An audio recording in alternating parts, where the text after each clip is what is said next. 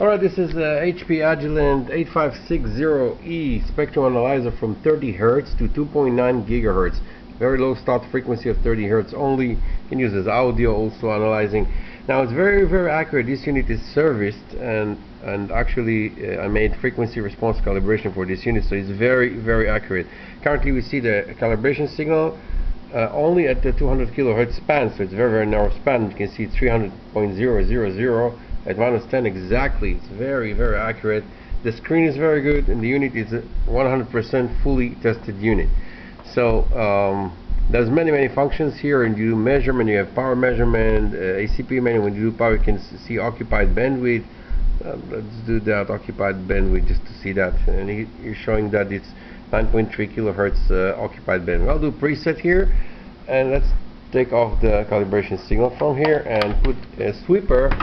I'll put the sweeper just before that. I do 1 gigahertz signal just to show the resolution bandwidth of this unit as well. I'll put the 1 gigahertz here and span, let's say, of span of 20 kilohertz. Very low span. I'll put here a very narrow pulses of only 1 millisecond pulses, and now a little bit more span. You can see the individual pulses. The resolution bandwidth at the moment is 30 hertz.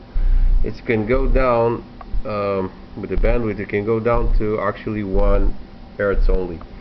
So this is the resolution bandwidth. I'll do a preset again, and I'll do frequency start at 10 megahertz and frequency stop at 3 gigahertz. I'll do a sweep here at -10 dBm, and let's see the sweep. I'll do manual 15-second sweep. So now you can see the frequency response of the unit. You should ignore the first. I'll do preset here actually because I was in the pulse mode here. So F2 3 gigahertz, and no, I was in pulses. Now I'm without the pulses. So just put the not 10 dBm, put in -10 dBm. Okay, so now we are set, and we'll see the frequency response at the entire range without the pulses, because before that it was the pulses was.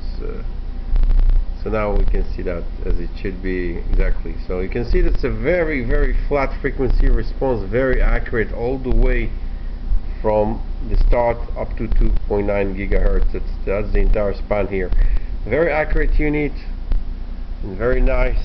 This is the actual unit for sale, and it's with the option recall to recall errors. Of course, no errors, and recall. We'll do preset here, recall.